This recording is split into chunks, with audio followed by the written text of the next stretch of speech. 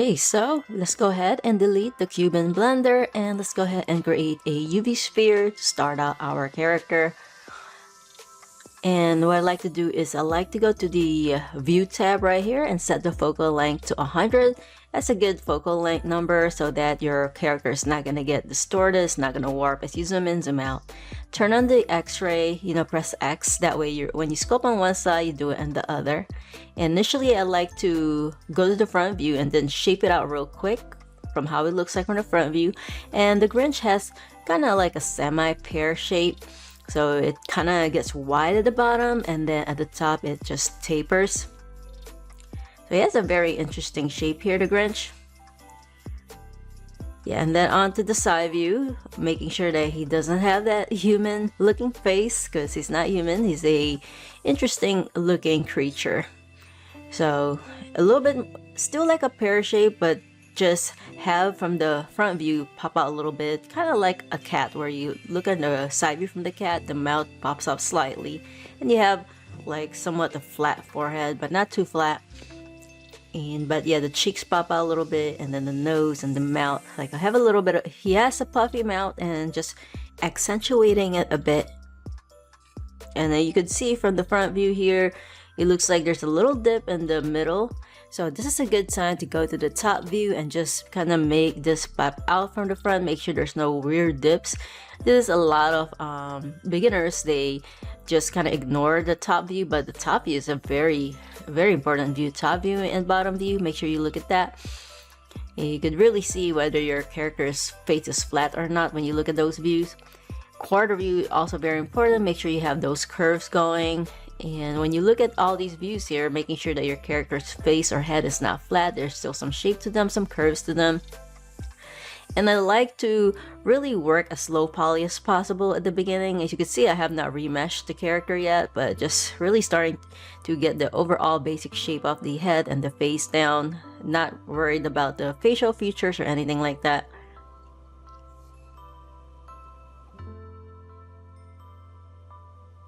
Just gonna widen that a bit right there. There you go. So now it's time to remesh this. Gonna bring the voxel size down so we have more resolution to work with. And then for smoothing here, I need to bring down the intensity of the smoothing, because when you're starting out low poly, you don't want to melt down the clay.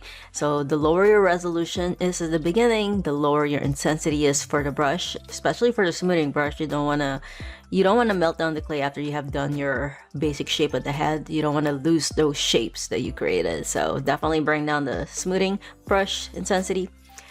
And now just adding a little bit of more volume around the front part of the face here. And yeah, so he has more of that really puffy mouth going, and just like exaggerating that a bit. Right now I am thinking about how the forms look like, just the basic forms, and just slowly adding them to the face here, the brow ridge, cheeks, and nose. And when I do this, just think of, like, what I think about is just, let's say you're squinting and then you're looking at somebody from far away, and then you see very subtle forms of their face, but not really detailed parts of their face. So that's kind of like what I'm doing here. I'm creating very subtle shapes as if you're looking at somebody from afar. Not really focus on adding those extra details yet. All right, a lot of beginners, they like to throw in the details already as fast as possible. So you don't want to do that. You want to just use your standard brush here, your draw sharp brush, just carving in a little bit here and there, but you're not supposed to work on high resolution yet at this point. Just very faded, subtle forms is what you're doing right now. Yeah, it's similar kind of like when you are drawing. When you're drawing, you don't want to draw super dark and add in all the dark and details on your drawings. You want to, like, you draw by starting out drawing light sketches, right? When you draw, and that's how it is with traditional art. And digital art is the same thing. You don't want to slap on a lot of those details already at the beginning. I know it's just very relaxing and it relieves stress when you just like really like stab the clay, the digital clay, and just really rip that apart and just like really push and pull that mesh, make all those cuts on your clay. It really relieves stress, I know that, but you know, you gotta like calm down with the sculpting, with your intensity at the beginning, because it's gonna be a lot helpful for you in the long term, where you don't have to really make a lot of mistakes, and it's going to be hard for you to kind of smooth out the clay. So I like to start off very subtle sculpting is what I call it. That way, if there's anything with the forms that's kind of out of shape, it's easier to fix it. And you can see it's just like, when you're looking at this right now, it kind of look like Donkey Kong, like a little bit, right? But it's good that I'm seeing that. But the thing is, I'm able to shape this out and change the forms really quickly, because it's not like I added extra details right off the bat. And right now I'm masking this area out and inverting it, and I'm gonna use my grab brush to just kind of pull out the neck area there. There you go.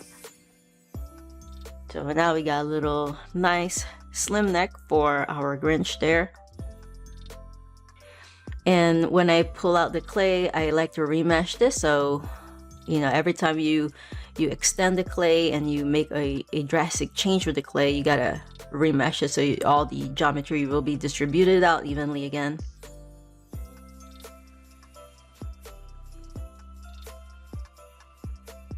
Yeah, actually right now he kind of looks a little bit mix of Yoshi and a little mix of Donkey Kong, but yeah, it's okay for the sculpt to look a little weird at the beginning, and as you start to add more details on there, the more you're gonna get the likeness of your character concept down. Okay, and then just thinking about his slick, sly smile there. So the Grinch has a sly smile to him. So when Dr. Seuss created this character, he actually was looking at the mirror one day during Christmas, and he thought about how Christmas time has been commercialized, and it's been too much focus on getting gifts and just paying for gifts, and people are just focused on getting instead of giving, like a lot of focus on money and gifts. And he basically did not like that. He looked at the mirror and he felt like a Grinch that day, and that's how he came out with the character. And he started drawing and thinking of how a Grinch would look like. And you know, he actually just started out, the Grinch started out as an old man. The concept is just an old man, because Dr. Seuss is an old man. It basically inspired, the Grinch was inspired by himself. Grinch is basically himself, right? He tried to create a cartoon version of him. So it started out like an old man, and then he started making that old man, transform it into more of a creature. And then it started to form more into what you see right here, right now, the shape of the face, and it started to look like an actual, I guess some people think it looks like a cat. But at the beginning, really, when Dr. Seuss was done with his concept, the color was not green, it was actually black and white, the Grinch. And then when the animated film came out, I think around in the 1960s, like early mid 1960s, the animators have turned the Grinch from black and white to green. And they made it green because they wanted to make it look more like it blends in with the Christmas theme, and to make it look more like a pickle and sly and disgusting, I guess. Alright, and still right now, just adding some basic forms. Right now I'm thinking about how the eyeball is going to be placed in the eye. So using the standard brush to just kind of bulk that up right there. Gonna bulk it up. So thinking about how the placement of the eyeballs is gonna be when it's in there. So I'm already imagining how the eyeballs would look right when it's in the eyes here. So I'm not really carving in and adding a hollow part for where the eyeball is gonna be, just making it pop out so that it looks like there's something there. And I might just rotate a little bit so it looks like he's kind of looking down. Alright, and back in sculpt mode. Once again, just shaping this out using the grab brush to get more of the forehead up, because it was looking a little flat. There you go.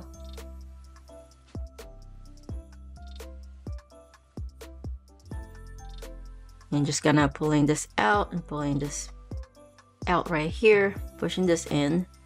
So thinking about how the eyeball is gonna look like from the side view is very important, and how it's gonna look like from the front view.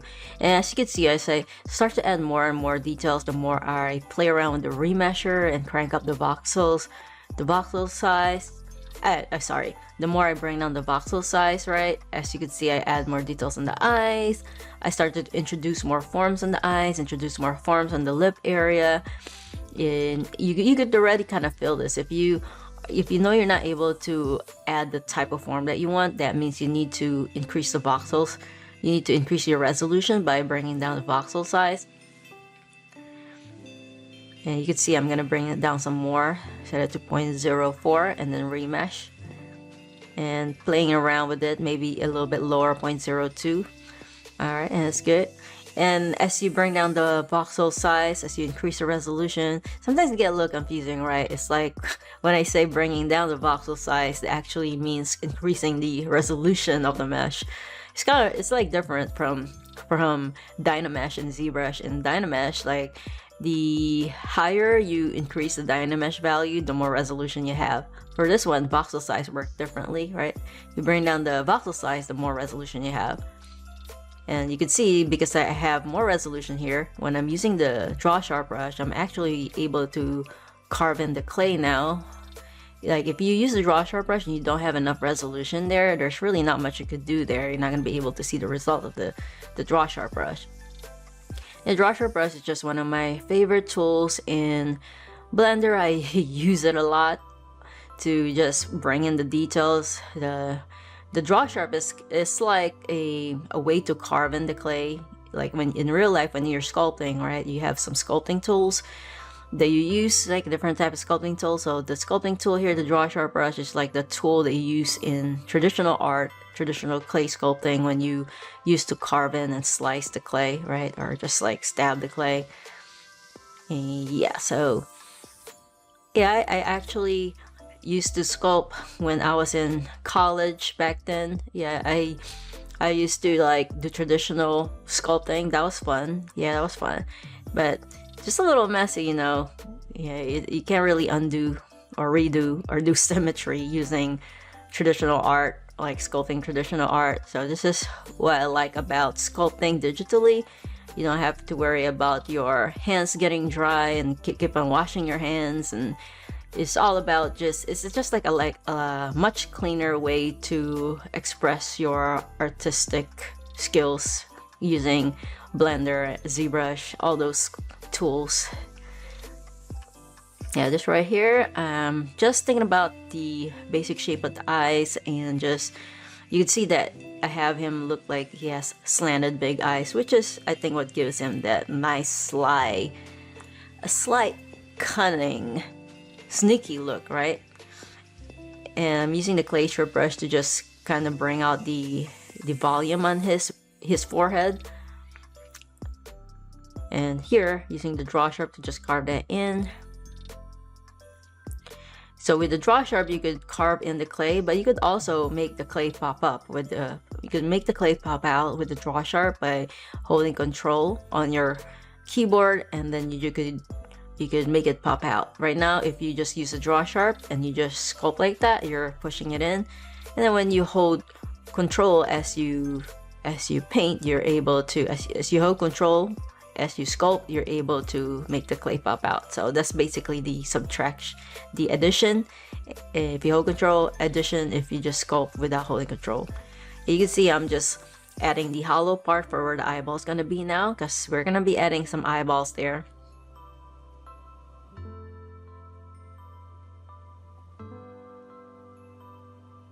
Okay, looking here from the side view, the side views for the eye is not looking bad. I think the eyeball there would fit in properly.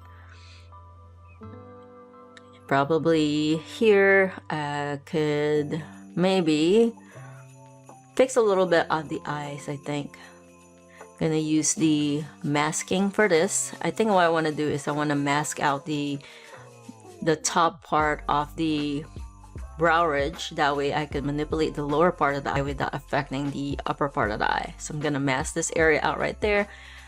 And then using the grab brush, I'm gonna pull this up the lower part of the eye. So you can see I'm doing it without affecting the upper part. So I'm able to sculpt. Masking is such a powerful tool, guys. If you're not using the masking, you are missing out in life.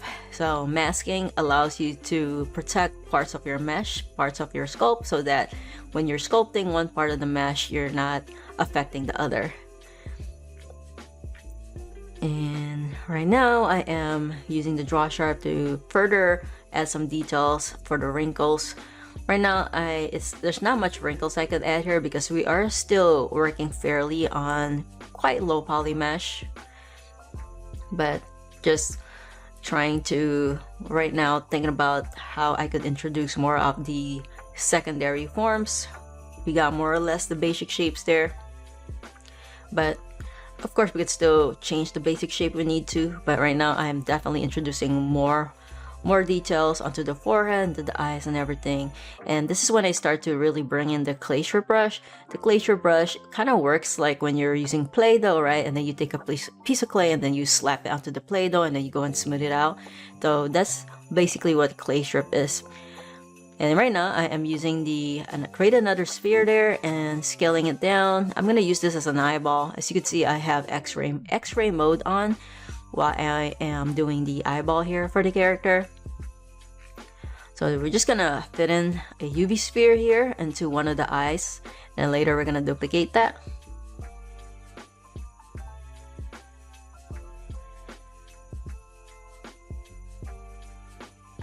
So this is the reason why I made sure before I add the eyeballs there that at the beginning we were making sure that the eyeball, we're already visualizing at the beginning, right? When we were doing the basic forms, we visualize how the eyeball would look like when it's placed in there. That way when we actually go to the point where we're putting the eyeballs, there's not a lot of changes that we will be doing here. It's going to look okay, quite okay. And then we still have to manipulate the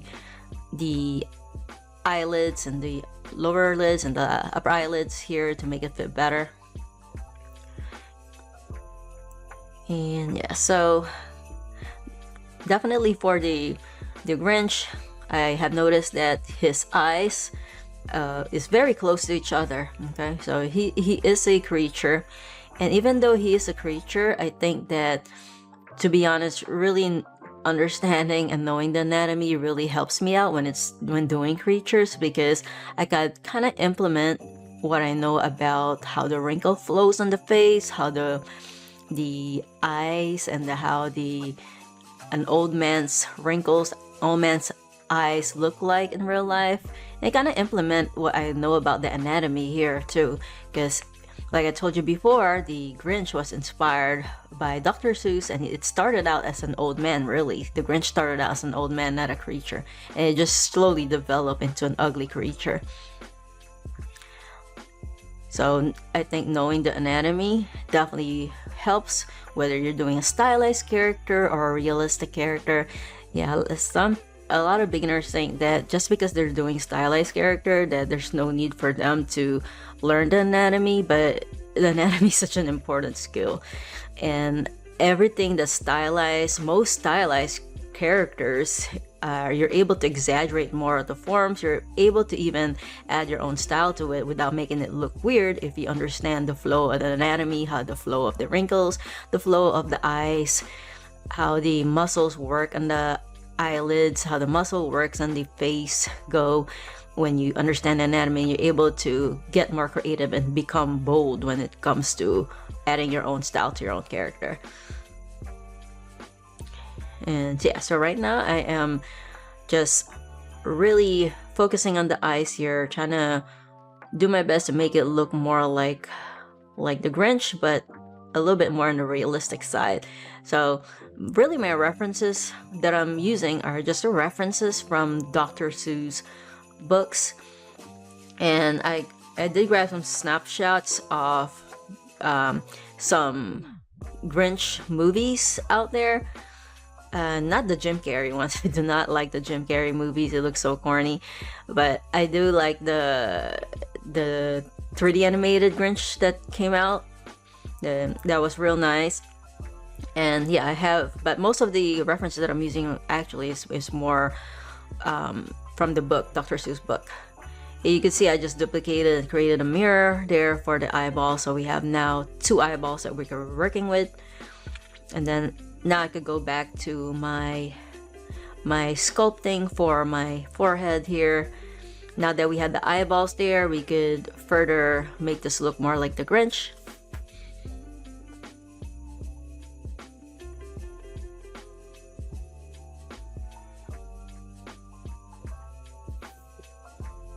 Yeah, you can see I am just focusing on the head and slapping a little bit more wrinkles on there. So his wrinkles definitely gonna be a lot more exaggerated. If you want to really make your Grinch older, you can even do that and, you know, make him look 10 years, 20 years older than he really is.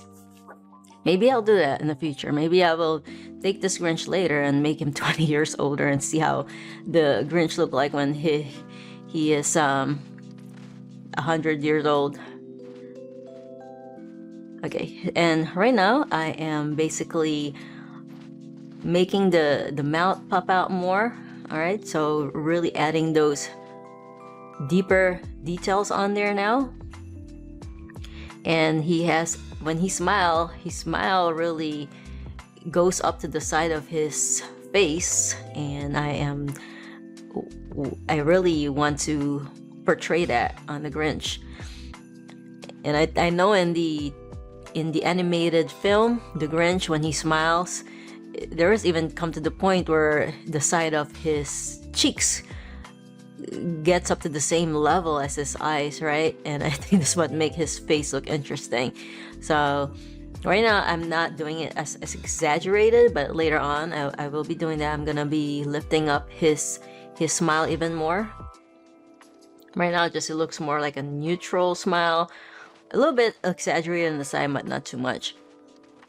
So right here I'm kind of trying to get the basic secondary forms here, introducing more of those details that I need here to make it look more like the likeness of the Grinch, a realistic likeness. So that's really what I'm doing, try to make a more believable Grinch like when he is here in the real world.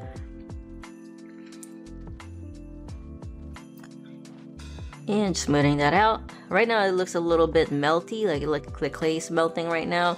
It's a lot of lumpiness here, but that's kind of expected when you are in your beginning phase of your sculpt. And then just go back to those areas and smooth them out as needed. Still working on a low poly here.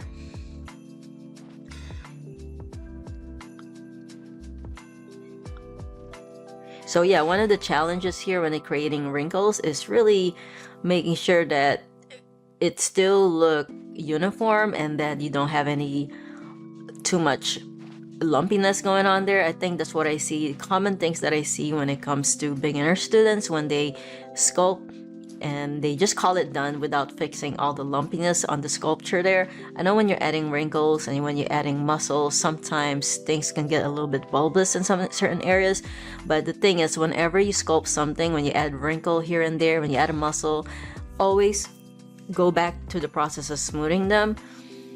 And the trick to that is making sure that you adjust your intensity for your smoothing so that after you add the wrinkles, after you add the muscles, that you're not completely getting rid of the details that you just added. Alright, so now I'm in the hair part. I'm just gonna pull this out. And you see how I'm really using the masking here so that I am not touching the areas that I don't want to manipulate. Such a handy tool, the masking. So now pulling this out for the hair. I don't know if you guys remember the movie Elemental, but it's about two characters, fire and water, where they basically kind of fell in love with each other, right? At the end. And you got two different characters from different backgrounds kind of getting together and knowing each other, water and fire element. Yeah, Elemental, that movie, I think it was a Pixar movie, but the hair of the water boy. I forgot his name. I think his name is Wade from that movie Elemental, but his hair kind of looks similar to this. Maybe that character was kind of inspired by the Dr. Seuss character here by the Grinch slightly, right? Like, of course, he's not green. He's not sly looking like this. He's more like an innocent looking, fatter, chubbier version. Well, the Grinch is like a skinny fat. He has like skinny face, like, but then he has like he has skinny arms, Grinch, but then his pot belly is just there. So I guess it's kind of like how a real old man will be. But Wade is not like that. Wade from Elemental is basically, I think he's a little bit more on the bulky side, like a football player body, like a little chunky, but not like super, like not like really fat or not even skinny at all. But yeah, I mean, I just kind of thought of that when I was doing the hair. I was thinking of the Elemental movie, and I was thinking of Water Wade.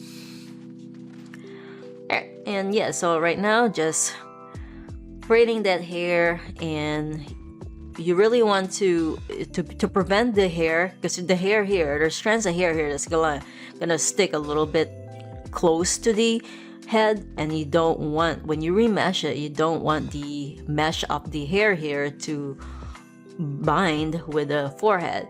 And a way to prevent that is making sure that you bring down the voxel size, that you have enough resolution so that wouldn't happen, okay? If your resolution is too low, you're gonna see the hair start to mesh and bind with the forehead. You don't want to do that. And you can see that even though there's like hair kind of sticking out, I make sure that it's not falling onto the forehead. And yeah, so I mean, if you want it to fall into the forehead, it's up to you, but you're just gonna have to find a way to like sculpt it so it looks like it's still separate from the head, where you're gonna have to add a lot of details on there. So what I'm doing here is gonna be more for 3D printing here. I mean, it could be, if you want, you could actually animate this. If you want to, like, you could create a cleaner version of this, retopologize it, and then, you know, add your essential loops on the face, cleaner geometry, and then do your projection later to create a better looking, cleaner mesh that you could animate. But if you know you're just gonna 3D print this, all you're really concerned of is making this beautiful, making it look nice visually, and not so concerned about the actual topology. And you can see right there, right now, I'm just like adding more wrinkles here, thinking of how an old man would look like. Another thing that you could do is, if you want this to look more realistic, you could find some photos of some old guy and implement some of the wrinkles you see from the old man, some old man references, and implement it onto your Grinch here to make it more realistic.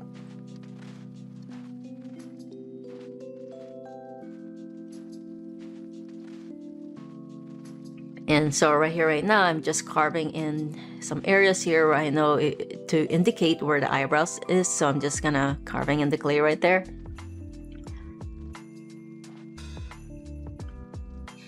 And then back onto here.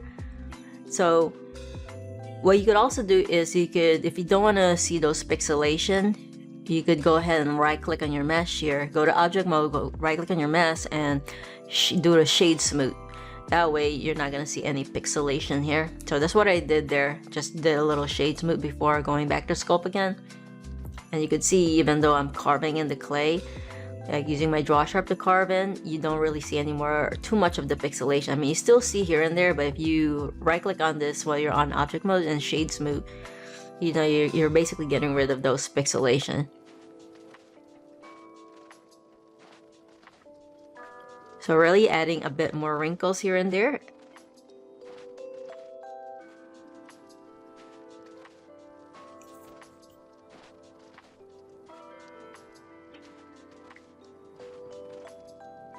There you go. So just adding some lines here and there to further indicate those wrinkles that you see from an old man.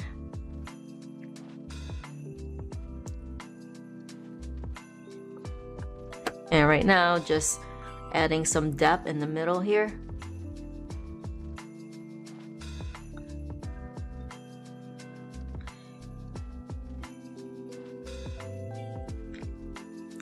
So you can see every time I carve in something, I don't just like carve it and then just leave it as it is. Always best to carve and then smooth, carve and then smooth. Yeah, some people, they just like use the draw sharp to create a cut. They just carve, make a slice on the face, and then just leave it as it is. Always good to smooth it out. And as you can see, there are gonna be some wrinkles that are gonna be subtle. Some wrinkles are gonna be deeper. You're never gonna see me stick to just using one intensity when I'm using the sculpting brushes here. So there are times where I have the intensity at 5, sometimes at 1, sometimes at 9. This is how you get some realistic look to it, by adding variance to the depth of your character.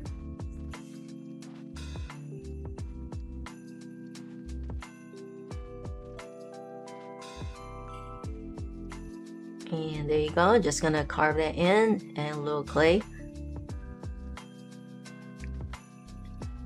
Also here, introducing some more volume here.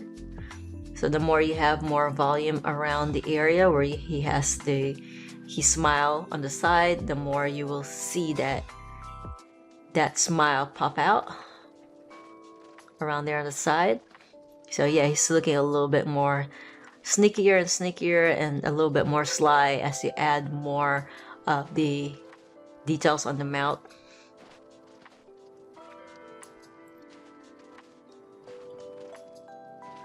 Alright, so for this I'm gonna apply the mirror, and yeah, so now I'm gonna go to sculpt mode, and then I'm gonna go ahead and crank up the resolution for the eyes here, and I'm just gonna go and remesh that. That way when I smooth it out, it's not gonna melt. Make sure you turn on the symmetry and smooth that out. So I'm getting rid of all the blocky parts that you see on the eyeballs there. So I just smooth that out. And then I'm gonna go to my masking paint mask, and I'm gonna paint mask the area on the eyes that I know I'm going to have the iris on there.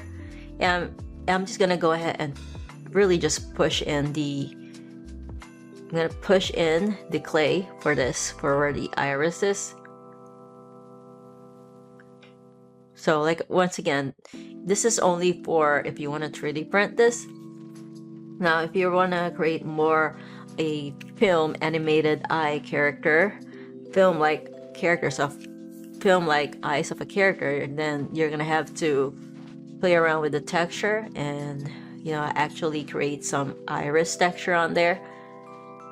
But yeah, for this I am just, it's kind of like a traditional sculpting, just sculpting where the indication for the iris is gonna be, that's it. And just kind of smoothing that out. Yeah, this actually would look good if I 3D print this. Maybe I'm gonna like print this and give this to my husband.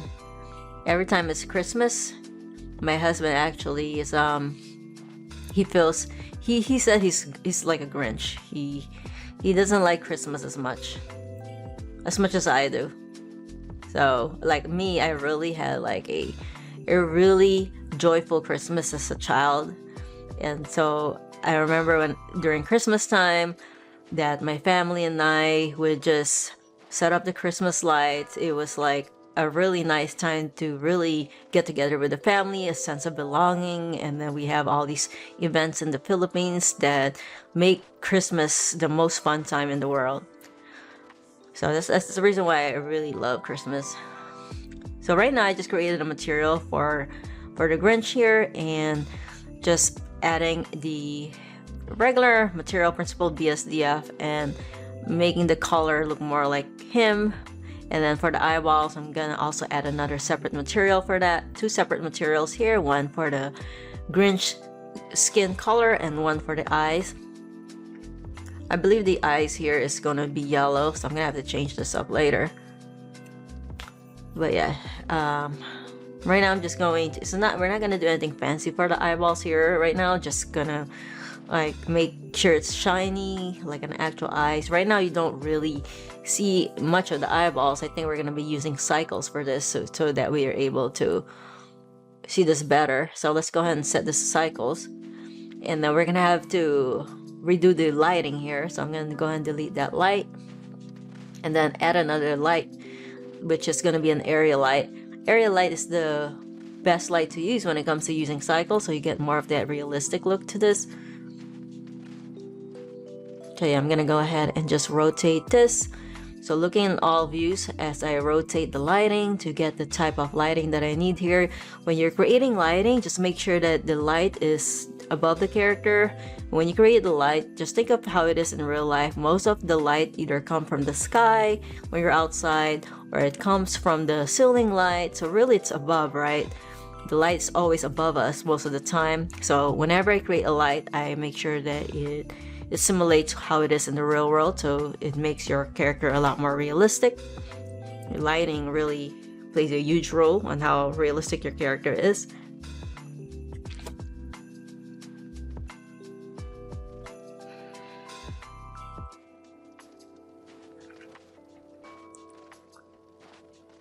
Alright, you can see that the details for the skin and also the eyes sticks out more with the cycles. And this right here, it was looking a little flat, so I'm just gonna have to bump this up a little bit, make it pop out more. It was looking a little flat, so I'm gonna...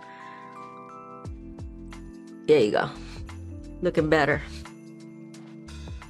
Alright, look at him. Alright, I'm gonna have to duplicate this light so that we have a little bit of rim light to the side. Because everything on the left side was too dark, so we need to have an extra light so that it's gonna act as a fill light. That way we don't have anything pitch black here on the left side of the face. On the right side of the face. There you go. And the fill light is always going to have lower power. It's gonna have lower intensity than the main light.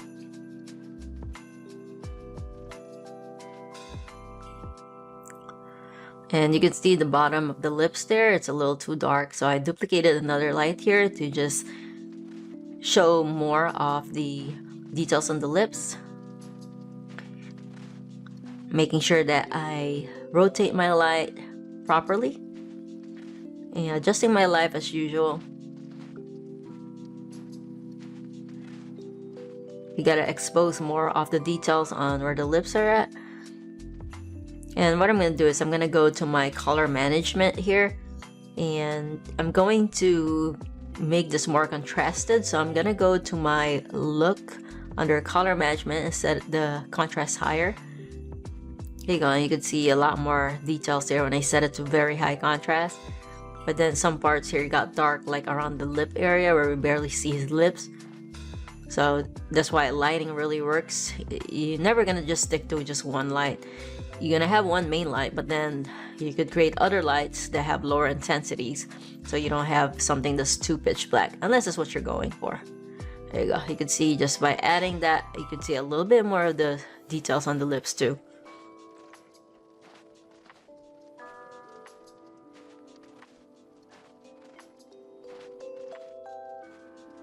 Looking good. Yeah.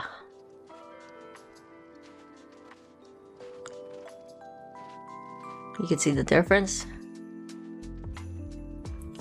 Now what I want to do is I want to attach the head and the eyes together. So I'm going to select both of this, Control J. That way I'm able to move both of them all together. Because what I'm going to do is I'm going to make his overall face look more sly. I want to lift up the cheeks like this, and I also want to make his eyes more slanted. That way he has more of a deceitful look to him, a little evilish look to him when everything's more up, higher cheeks, higher eyes, like has that villain look to him, like he's plotting something for your Christmas day. That's what it looks like, right? So that's why I combined the eyeballs with the head there, so I could move them all at once. And then later I'm gonna detach the head from the eye, so they're separate again. So just a quick trick to do. And I'm gonna hit the tab key, and it's a lot of geometry there, right? But I'm gonna go ahead and make sure that the eyes are gonna be separate again. Alright, so I'm gonna go and select the face here, and I'm gonna press P, separate by selection, and there you go.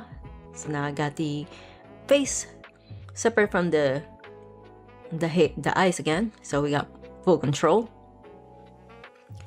Alright, and then we could definitely add more details here and fix some more of the forms here. I'm just gonna kind of carve this in like that. So these are just like the little details. Of course, we could add more details here by creating a multi-resolution and projecting, like creating a cleaner topology than what we have here, clean topology, and then we could project our details on there and then create a really high resolution using the multi-resolution modifier to really add our details. But that's not what this video is about. This is more for just having fun and sculpting and learning about how to create a creature and how to sculpt. I have a lot of tutorials out there on how to retopologize, how to create UVs, and how to make it film ready and game ready. So, you know, feel free to check out victory3d.com and check out the tutorials that we have there. So if you want to know how to create more game ready or film ready character. This is more for just 3D printing right here, as I mentioned before.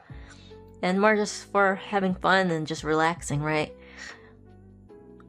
And yeah, so this right here, I am just like really focusing on the lip area and just kind of further refining it. I think with the amount of geometry that we have here, I think it's pretty good. We're in a good roll here, definitely. And it's a stylized character that really don't need too many geometry anyways, but if you truly want to accentuate, okay, exacerbate those wrinkles, then you're gonna have to do like multi-resolution here and work on creating a film-like character, which I might do. Maybe I'm gonna make a second part of this that's going to be production ready, right? And maybe I'm gonna make a second part where I'm showing how to do the body, and he's wearing a Christmas outfit. There you go. So looking nice. So really just further refining our details here and introducing smaller wrinkles here and there, because you don't want to have like wrinkles all over the mouth area and all of a sudden they completely disappear. You want to slowly have the wrinkles faded out. So also here, I noticed that the hair didn't have any details. It looked like just a blob of clay here. So we just need to, you know, spend a little love there. And back onto the lip area, we could go ahead and add some more depth. You can see I'm adding some lines on top of the lips there, as you can see. And you can see that with old people. If you look at the lips of old people, it look like branches. If you look at a tree branch, right, there's like a lot of lines going vertically.